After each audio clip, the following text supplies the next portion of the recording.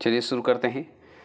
आपका 50 क्वेश्चन तक हो चुका था बायोलॉजी का, मानव शरीर से संबंधित पार्ट 2 है ये। टोटल 150 क्वेश्चन है। 150 क्वेश्चन नहीं है, 138 ही क्वेश्चन है, लेकिन हम 150 क्वेश्चन मानते हैं। 50 क्वेश्चन अभी होगा तो 100 क्वेश्चन हो जाएंगे, और फिर 100 के बाद से फिर आपका 138 क्वेश्चन तक रहेंगे, तो आपका समझ जाइए कि खत्म हो जाएगा। फिर मानव शरीर से जो भी सवाल बनता है इससे ज़्यादा नहीं आएगा। 51 क्वेश्चन, सफ़ेद रक्त कण डब्ल्यूबीसी का मुख्य कार्य क्या होता है पता है? तो ये होता है ऑप्शन नंबर सी, रोग प्रतिरोध क्षमता का धारण करना, मतलब संक्रमण से लड़ने में मदद करता है डब्ल्यूबीसी, है ना। वाइट सेल्स करते हैं कि नहीं, वाइट ब्लड सेल्स है डब्ल्यूबीसी का फुल फॉर्म। आपसे पूछता है 52वां क्वेश्चन है कि मनुष्य के रक्त में डब्ल्यूबीसी मतलब वाइट ब्लड सेल्स जो होते हैं का कौन सी किस्म अधिक होती है? तो कौन सी किस्म जो है अधिक मात्रा में आपको मिलेगा? तो आपको एक बात बता दूं, इस ऑप्शन के हिसाब से ये ऑप्शन नंबर जो है आपका सही होगा। न्यूट्रोफिल्स होंगे। क्या होंगे? न्यूट्रोफिल्स होती हैं। तो डब्ल्यूबीसी में अगर पूछा जाए जीवन काल आपसे तो क्या बताइएगा? 13 से 20 दिन होता है, ज़्यादा नहीं होता है। और डब्ल्यूबीसी को एक और नाम से जाना जाता है, ल्यूकोसाइटस के नाम से जाना जाता है, आप अच्छे से जानते हैं। और एक और नाम से होता है जो कि प्रतिरक्षा कोशिका कहते हैं, जिसका इम्यूनोसाइटस बोला जाता है। और न्यूट्रोफाइलस जो आप टिक लगाए वो आंसर सही है आपका, क्योंकि मतलब आपके शरीर में, मतलब मेरे शरीर में क्या होता है, 50 से 80% हिस्सा जो है बनाता है, इसी की मदद से बनता है। तो ये इसकी चर्चा तो हम करना नहीं है क्योंकि मॉक टेस्ट करवा रहे हैं। तो चलिए आगे बढ़ते हैं, और ज़्यादा जानकारी बाद में आगे। मॉक टेस्ट देखिए, रक्त समूह मतलब ब्लड ग्रुप की खोज करता है, तो ब्लड ग्रुप के खोजकर्ता कौन है बताइएगा? रक्त समूह की बात करें तो ब्लड ग्रुप का खोजकर्ता है कौन, ये बताइए। तो हम बता देंगे 53 का आंसर का जवाब। एक ध्यान रखिएगा, इनमें दो नाम आते हैं। एक तो ब्लड ग्रुप का खोज करता हो गए, एक आरएच फैक्टर, दोनों का खोज काम किए थे कौन? लैंड स्टीनर किए थे। ठीक है, कौन किए थे? Land Steiner. इनका पूरा नाम कार्क लैंड स्टीनर नाम है। ठीक है, लेकिन एक और इनके साथ सहयोगी थे जब ब्लड ग्रुप का खोज कर रहे थे, उसमें एक और सहयोगी का नाम आता है, फिलिप लेविन का नाम आता है। ठीक है, फिलिप लेविन का नाम आता है कि इनके साथ ये जो रक्त ग्रुप हुआ था, ब्लड ग्रुप जो हुआ था, उसका खोजकर्ता का श्रेय तो जाता है लैंड जो है स्टीनर को, लेकिन इनके सहयोगी एक और भी थे, लेविन जी। अब चलिए आगे और क्लियर कर देते हैं आपको, कि आपका सवाल मन में जो चलेगा हम क्लियर करते हैं। जैसे 54, आरएच फैक्टर का पता किसने लगाया? तो आरएच फैक्टर का भी पता लगाने वाले और कोई नहीं, लैंड स्टीनर जी हैं। लेकिन लैंड स्टीनर के साथ एक और सहयोगी थे, उनका नाम था वियनर।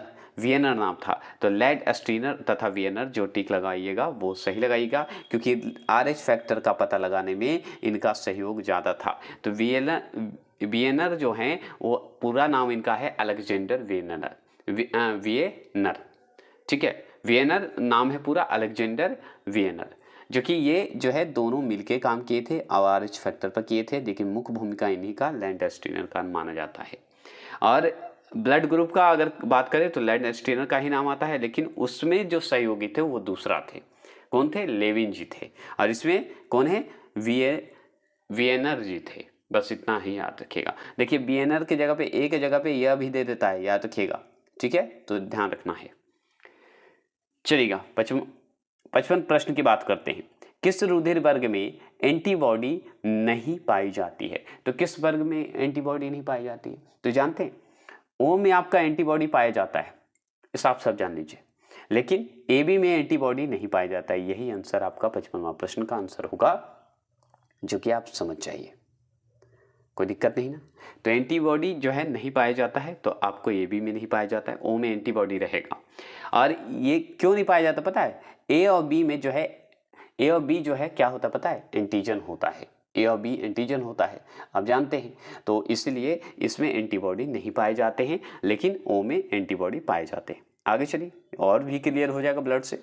किस रुधिर वर्ग में कोई एंटीजन नहीं पाया जाता? अब कोई एंटीजन नहीं पाया जाता, तो ए बी में कोई एंटीजन नहीं पाया जाता, क्या ये सही है?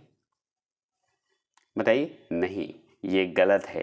क्यों? अभी जस्ट आप पढ़े थे कि एंटीबॉडी नहीं पाया जाता ए बी में, तो इसका मतलब तो एंटीजन तो पाया जाएगा ना ए बी में, मतलब ए में भी, बी में भी, ए बी में भी।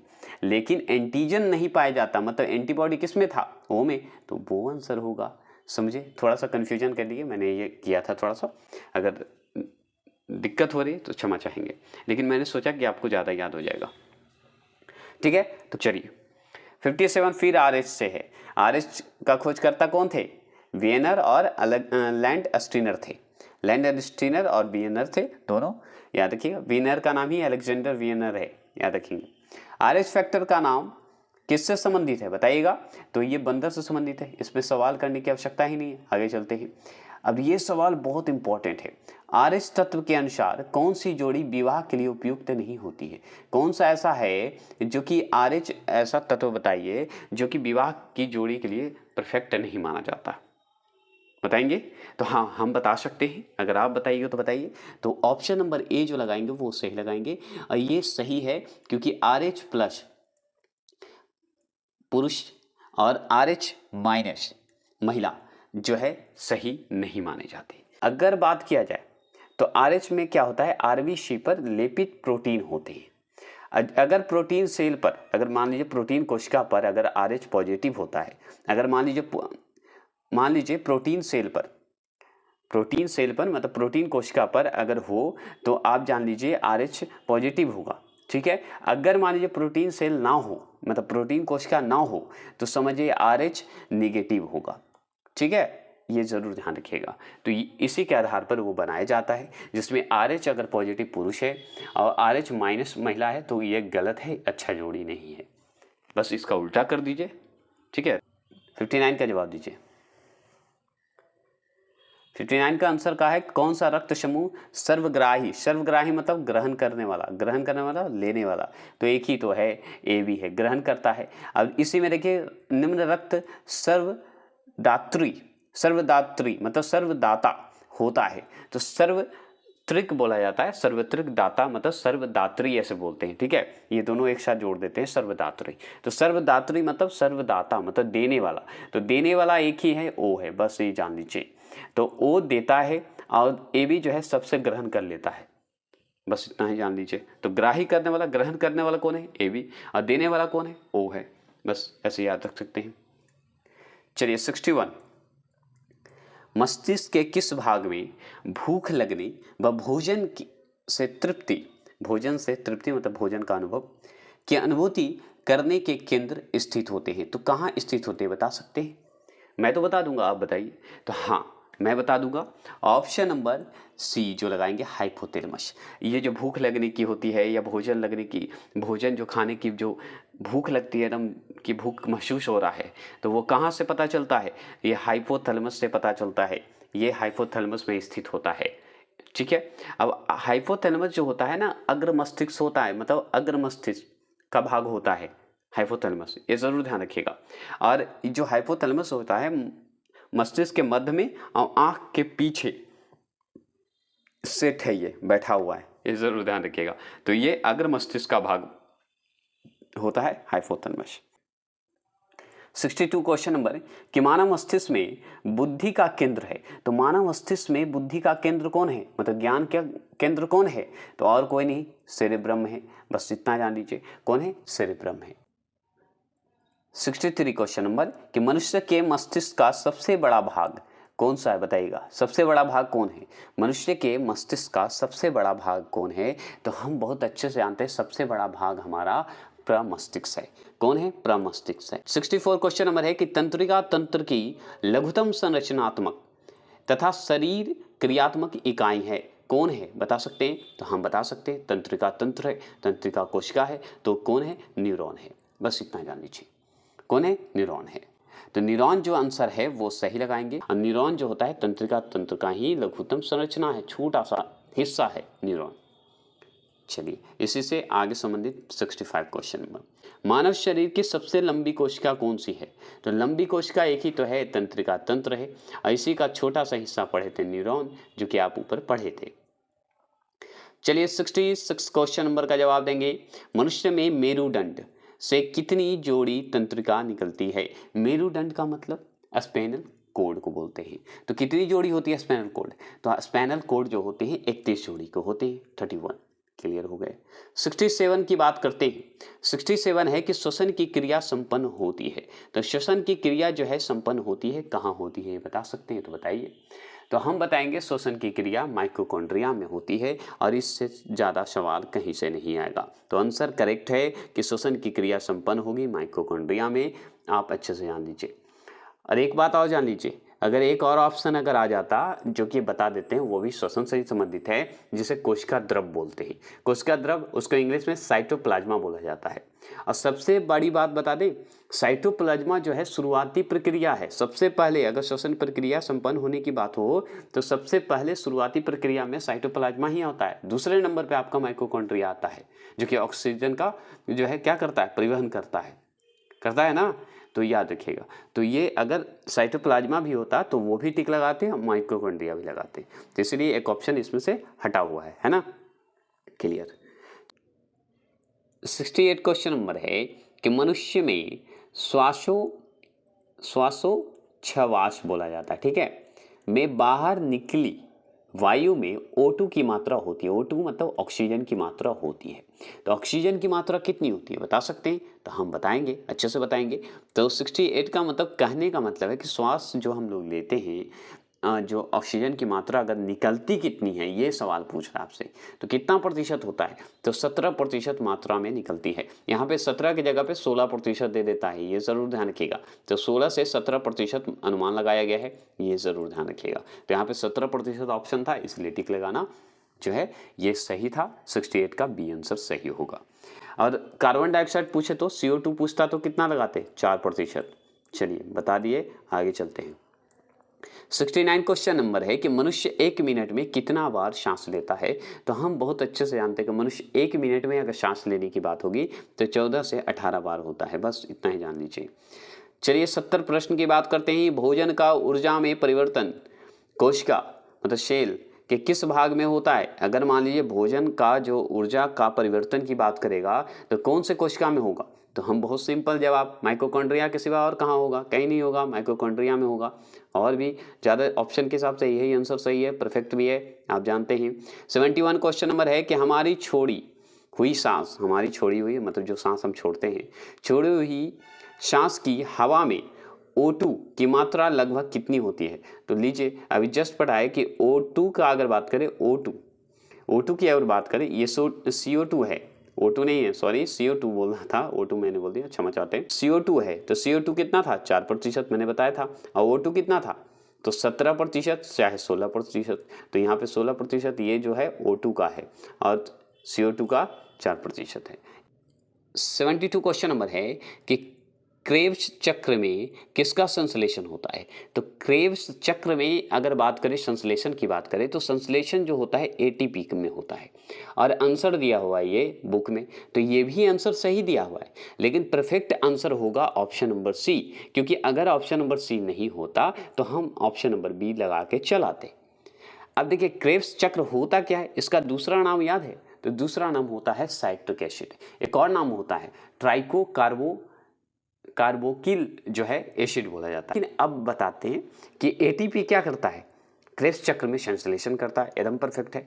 अब ग्लूकोज का क्या काम है कि ग्लूकोज का जो अंत पदार्थ होते हैं, ग्लूकोज का जो अंत पदार्थ होता है पायरोबिक अम्ल, ठीक है, CO2 और जल में बदल देता है, यही काम है ग्लूकोज का, ठीक है। तो ये भी तो संश्लेषण के काम किया। तो ये ऑप्शन अगर ये नहीं रहता तो हम ये ऑप्शन लगा देते, क्योंकि ये ग्लूकोज से ही संबंधित था, ठीक है। तो क्रेब्स चक्र जो है किसका संश्लेषण होगा? तो ऑप्शन नंबर C लगा दीजिए। तो समझ गए होंगे क्रेब्स चक्र क्या है। तो अगर ऑप्शन नंबर C रहेगा तो B आंसर नहीं होगा। इसमें B आंसर दिया हुआ है, तो आपको C लगा के चलाना है। 73 क्वेश्चन नंबर की बात करते हैं। 73 क्वेश्चन नंबर क्या है कि अनोक्सी श्वसन का अंतिम उत्पाद होता है। तो कौन सा होता है अंतिम उत्पाद, बता सकते हैं? तो बताइए। तो हम बताएंगे ऑप्शन नंबर C, लैक्टिक अम्ल होते हैं। अब एक बात मैं बता देता हूँ, लैक्टिक अम्ल हो या इथाइल अल्कोहल हो, ये दोनों में टिक हो जाएगा। लैक्टिक अम्ल को ही इथाइल अल्कोहल में बताया गया है, ये जान लीजिए। और साथ में CO2 हो, तो ये आंसर सही होगा। लेकिन यहाँ पे देखिए आपका ऑप्शन नंबर A देख रहे होंगे, CO2 और जल है, ठीक है। तो ये जो है जल अगर नहीं रहता तो CO2 सही हो जाता, लेकिन CO2 नहीं लगाएंगे क्योंकि जल साथ में है। तो ये क्लियर आंसर है कि ऑप्शन नंबर सी जो लगाएंगे वो सही लगाएंगे। तो आप लगाइएगा लैक्टिक अम्ल। लैक्टिक अम्ल के जगह पे हो सकता है इथाइल अल्कोहल लगाते, मतलब दे देना, तो वो भी सही होगा। चलिए आगे चलते हैं। 74, जो भी कन्फ्यूजन होगा, अगर आपको लगता है कि कन्फ्यूजन है तो आप कमेंट बॉक्स में करिएगा। और अच्छी बात है और अच्छा लगता है कि आप लोग उस आंसर को डिटेल में आप कमेंट में करते हैं, और अच्छी बात है, इसी तरह करते रहें, और मैं चाहता हूं कि सबको मदद भी हो। चलिएगा 74 क्वेश्चन नंबर है कि मानव शरीर में यूरिया का निर्माण कहाँ होता है। तो मानव शरीर में अगर यूरिया का निर्माण की बात करें तो मानव शरीर में यूरिया का निर्माण कहाँ होगा, तो हम बताएंगे कहाँ, बताइए। तो यकृत लिवर में होगा, और कहाँ होगा, कहाँ होगा, लीवर में होगा। 74 का आंसर का जवाब जो सी लगाएंगे। 75 क्वेश्चन नंबर है कि रक्त की अशुद्धियां किस अंग में जाकर छनती है। अशुद्धियां हो या शुद्धिकरण की बात किया जाए कि शुद्धिकरण कहाँ होता है, तो हम वृक्क में, वृक्क मतलब किडनी में, गुर्दा में, या तो क्या गुर्दा को ही, किडनी को ही गुर्दा कहते हैं, गुर्दा को ही वृक्क कहते हैं, ये जान लीजिए। 76 क्वेश्चन नंबर की बात करें, मानव मूत्र का पीला रंग किसके कारण होता है, तो हम जानते हैं यूरोक्रोम के कारण होता है। चलिएगा 77 क्वेश्चन नंबर का जवाब देंगे कि नेफ्रॉन किससे संबंधित है। तो नेफ्रॉन जैसे ही शब्द आए तो हम गुर्दा में टिक लगा देंगे। गुर्दा मतलब वृक्क में, वृक्क मतलब किडनी में, ठीक है। 78 क्वेश्चन नंबर, कृत्रिम गुर्दा निम्नलिखित में से किस सिद्धांत पर कार्य करता है। तो कृत्रिम गुर्दा मतलब किस पे करेगा, तो डायलिसिस पे ही करता है ना। कृत्रिम गुर्दा मतलब मानव द्वारा बनाया गया है, तो डायलिसिस ही होता है। चलिए 79 क्वेश्चन नंबर, मानव शरीर में यूरिया की अधिकतम मात्रा किस में पाई जाती है। तो यूरिया की मात्रा अगर पूछे तो मूत्र में पाई जाती है, और कहाँ पाया जाएगा। 79 का आंसर का जवाब जो दिए वो सही दिए। क्या दिए जवाब। चलिए आगे चले। 80 प्रश्न है, मानव वृक्क अस्मरी में पाए जाने वाला प्रमुख रासायनिक यौगिक है। देखिए मानव वृक्क मतलब मानव की किडनी में पाए जाने वाला प्रमुख रासायनिक यौगिक कौन सा है, बता सकते हैं। तो कैल्शियम ऑक्सलेट बोला जाता है, ऐसे ऑक्सलेट बोला जाता है, ठीक है। तो ऑप्शन नंबर सी जो लगाएंगे वो सही लगाएंगे, कैल्शियम ऑक्सलेट, ऑक्सलेट कर दिया है, ठीक है। 81 क्वेश्चन नंबर का बताइएगा, हेनले का लूप का कार्य संबंधित है। तो हेनले का लूप का जो कार्य है संबंधित है किससे, बता सकते हैं। तो हाँ बता सकते हैं, वो है उत्सर्जन तंत्र से संबंधित है, ये जरूर ध्यान रखिएगा। चलेंगे आगे। 82 क्वेश्चन नंबर 82 है कि निषेचन की क्रिया कहाँ होती है। तो निषेचन की क्रिया जब भी होगी तो ऑप्शन नंबर बी अंडा वाहिनी में होगा निषेचन की क्रिया, है ना। 83 क्वेश्चन नंबर, गर्भाशय में विकसित हो रहे भ्रूण को किस संरचना द्वारा पोषण मिलता है। किसके द्वारा मिलेगा पोषण, बता सकते हैं। तो हम बताते हैं गर्भाशय द्वारा, नहीं मिलेगा ऑप्शन नंबर सी प्लेसेंटा द्वारा मिलता है। किसके द्वारा मिलता है, प्लेसेंटा द्वारा। प्लेसेंटा को नाल बोला जाता है, ठीक है, नाल द्वारा मिलता है। नाल द्वारा मतलब प्लेसेंटा के मतलब के जरिए क्या होता है कि माँ के खून से पोषण मिलता है, ये जान लीजिए, ठीक है बच्चे को। 84 क्वेश्चन नंबर की बात करते हैं, तो गर्भाशय में मानव भ्रूण किस द्रव में तैरता रहता है, किस द्रव में तैरता रहता है, बता सकते हैं। तो हम बता देंगे ऑप्शन नंबर बी, और जो है वो सही है। तो इसका पता है, इसको दो ढंग में लिखता है, जैसे देखिए एमनीओटिक, ठीक है, एमनीओटिक कर दिया है, यहाँ पे मनीयाटिक कर दिया है, बस यही दिक्कत है। तो अमनी याटिक कर दिया है, यहाँ पे ए मनी याटिक कर दिया है, तो कोई दिक्कत नहीं है, ये दोनों में से कोई भी देगा तो एक ही है, मतलब इसी का नाम ऐसे कर दिया है। चलिएगा 85 क्वेश्चन नंबर का जवाब देंगे, गर्भाशय में शिशु के विकास की जानकारी हेतु किसका प्रयोग किया जाता है। तो अल्ट्रासाउंड के सिवा और किसी का प्रयोग करेंगे, नहीं, अल्ट्रासाउंड के माध्यम से ही पता करते हैं। चलिएगा 86 का आंसर का जवाब देंगे, टेस्ट ट्यूब शिशु में। तो टेस्ट ट्यूब जो शिशु होते हैं उसका बताइएगा क्या होगा। तो टेस्ट ट्यूब शिशु में जो होता है वो होता है ऑप्शन नंबर बी जो लगाएंगे वो सही लगाएंगे, अंडाणु का निषेचन टेस्ट ट्यूब में, और विकास जो है गर्भाशय में होता है। सोचिए निषेचन होगा टेस्ट ट्यूब में और विकास कहाँ होगा, गर्भाशय में, ठीक है, यही है। 87 क्वेश्चन नंबर क्या है कि बच्चों का लिंग निर्धारण किसके गुणसूत्र से होता है। तो ये पिता के गुणसूत्र से होता है, और किससे होगा, ठीक है। 88 क्वेश्चन नंबर बताइए, 88 क्वेश्चन नंबर है कि स्त्रियों का नसबंदी को कहा जाता है? तो स्त्रियों के नसबंदी को क्या कहेंगे पता है? ट्यूबेक्टोमी, ट्यूबेक्टोमी कहा जाता है, ऐसे ट्यूबेक्टोमी कहा जाता है। 89 क्वेश्चन नंबर है कि पुरुषों की नसबंदी को क्या कहा जाता है? महिला का तो आप जान गए, ट्यूबेक्टोमी कहते हैं। अब पुरुष का तो ऑप्शन नंबर ए जो लगाएंगे वो सही लगाएंगे, वैसे टोमी बोला जाता है। ठीक है, याद रखिएगा। चलेगा 90 प्रश्न। 90 प्रश्न है, प्रथम परखनली शिशु का नाम था। तो देखिए, प्रथम परखनली शिशु का नाम पता है? इसमें आंसर होगा option number D, Louis. Louis Brown पूरा नाम है, याद रखिएगा, ये आंसर सही है, लुइस ब्राउन का नाम आता है। इसमें आंसर दे दिया है इंदिरा, जो कि गलत है। क्वेश्चन नंबर 92 क्या है कि इनमें से कौन जो है अंतःस्रवित ग्रंथि नहीं है? तो अंतःस्रवित ग्रंथि कौन सा नहीं है? तो इस ऑप्शन के हिसाब से आपको तो तीनों ऑप्शन सही है, लेकिन एक ऑप्शन आपका इसमें गलत है, जो क्या यकृत। यकृत आपका अंतःस्रवित ग्रंथि नहीं है। अंतःस्रवित ग्रंथि थायराइड है आपका, एड्रीनल है, पिट्यूटरी है, ये सब जो है अंतःस्रवित ग्रंथि है। 93 क्वेश्चन नंबर की बात करें तो मानव शरीर की किस ग्रंथि को मास्टर ग्रंथि कहा जाता है? तो मास्टर ग्रंथि और किसी को नहीं, पीयूष ग्रंथि को ही कहा जाता है, जो कि आप जानते हैं। 94 की बात करें तो मनुष्य के शरीर की सबसे छोटी ग्रंथि कौन सी है? तो मनुष्य के शरीर की सबसे छोटी ग्रंथि है और कोई नहीं, पिट्यूटरी है, आप अच्छे से जानते हैं। आगे चलेंगे 95 क्वेश्चन नंबर की बात करें तो पिट्यूटरी ग्रंथि कहाँ स्थित होती है? तो पिट्यूटरी ग्रंथि जो है स्थित होती है मस्तिष्क में होती है, जो कि ऑप्शन नंबर ए लगाएंगे, वो सही लगाएंगे।